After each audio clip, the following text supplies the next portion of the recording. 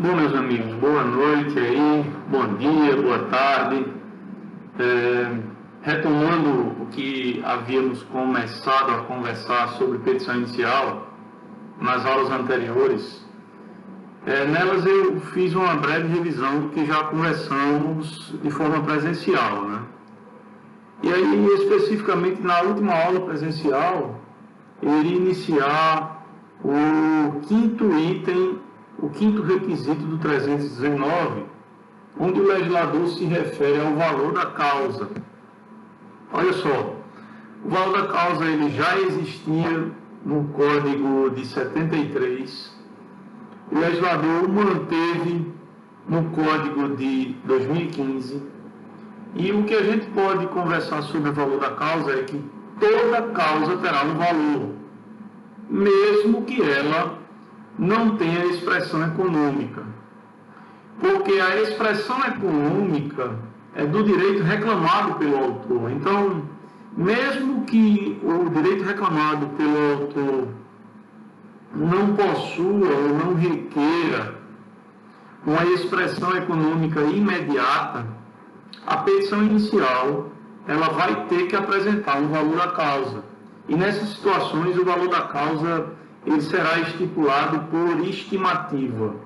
Então, o legislador ele exige que a petição inicial possua um valor, mesmo que ela de início não represente, não demonstre, não traga na estrutura dos seus pedidos ou do pedido principal uma expressão econômica imediata. Outro ponto que consta, e aí a gente já está no inciso 6 do 319, Código de Processo Civil, que é o que a gente está analisando desde o início do semestre, se bem que a gente começou a analisar o 318 e, enfim, conversando sobre várias coisas desses dois dispositivos que são conexas ao que eles trazem, né? É exatamente a iniciativa da estipulação das provas dos fatos alegados pelo autor. Então, veja, o inciso 6, ele exige que o autor faça uma indicação dos meios de prova mediante os quais pretende demonstrar a verdade dos fatos alegados. Então, isso é uma inovação que vai de encontro ao que ocorria no Código passado, de 73. Hoje é inadmissível mais no processo que o autor pleiteie, que o autor exponha na petição inicial, que apenas pugna pela utilização de todos os meios de prova aceitos e previstos em lei, ou que não vão de encontro ao direito, enfim. O autor ele deve se estipular, é indispensável que ele apresente na petição inicial os meios de prova que ele acha adequados à sua petição, ao seu pedido. O 320 ele vai, em conclusão ao 319, ele vai pedir exatamente que os documentos tidos como indispensáveis, eles devam acompanhar a petição inicial. E esses documentos indispensáveis, eles, por si só, eles fazem prova de muitas informações que o autor já coloca de início na sua petição inicial, né? Então, veja, o que é inadequado atualmente no Código de 2015, a Lei 13.105 de 2015, repito, são os protestos genéricos que faziam parte do Código de 73. Né? Isso tudo em respeito ao artigo 6º, daquela parte que eu já mencionei várias vezes para vocês em sala de aula, referente às normas fundamentais do atual Código de Processo Civil. Especificamente, é o princípio cooperativo, a iniciativa cooperativa que o processo civil atual ele traz como regras básicas de fundo constitucional.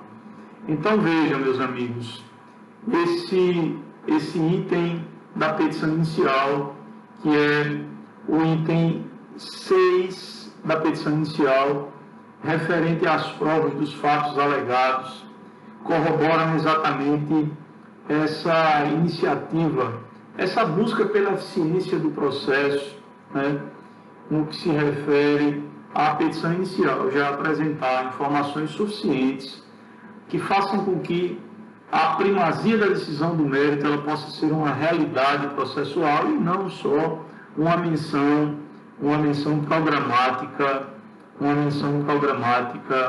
feita pelo legislador. Outro item em sequência que a gente pode encontrar no 319 é o inciso 6º, né?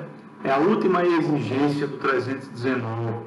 E é uma inovação também no Código de 2015, pois óbvio que não havia essa preocupação no legislador de 1973, que é a informação que o autor já deve fornecer na petição inicial sobre o seu interesse ou não na realização da audiência de conciliação ou de mediação.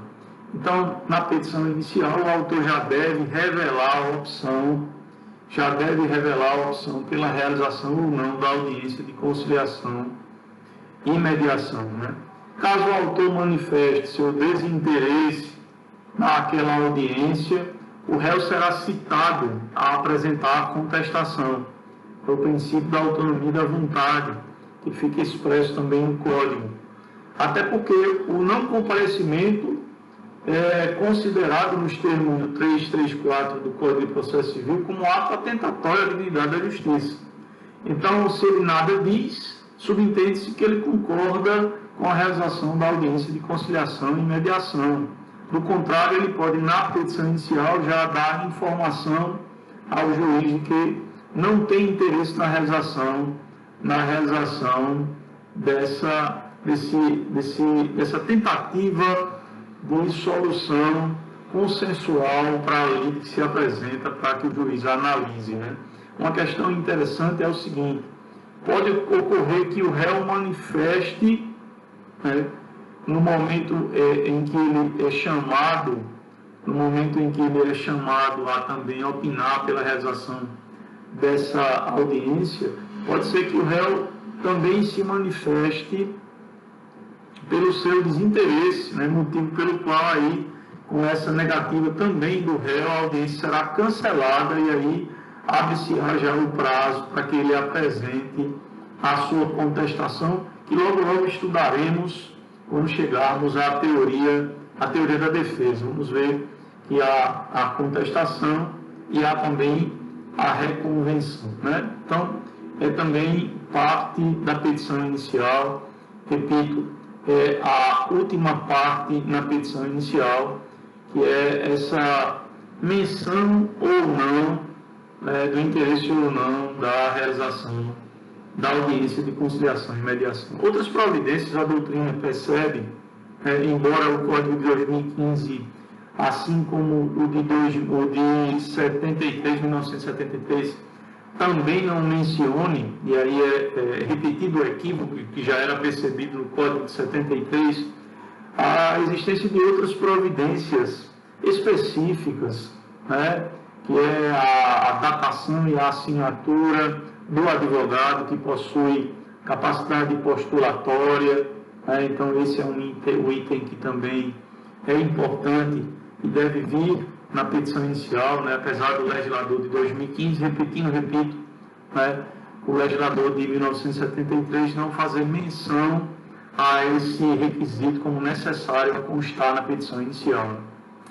E aí esse item ele se mostra interessante porque existem situações de emergência, né, de urgência, em que a procuração, que é um documento que deve vir acompanhando a petição inicial, ela será uma exceção, ela não precisará vir acompanhando, né? Então, em situações de urgência, no caso da representação da Defensoria Pública, como eu coloquei no seu material, outras instituições que se fazem representar, que se fazem presentes no ato, né, e essas medidas são institucionais. Então, a procuração, ela excepcionalmente não vai se fazer presente junto, anexa à petição inicial. Afora esses itens, afora esses requisitos que vêm obrigatoriamente no 319, outros que são reconhecidos como não contemplados pelo legislador, apesar da sua importância de constarem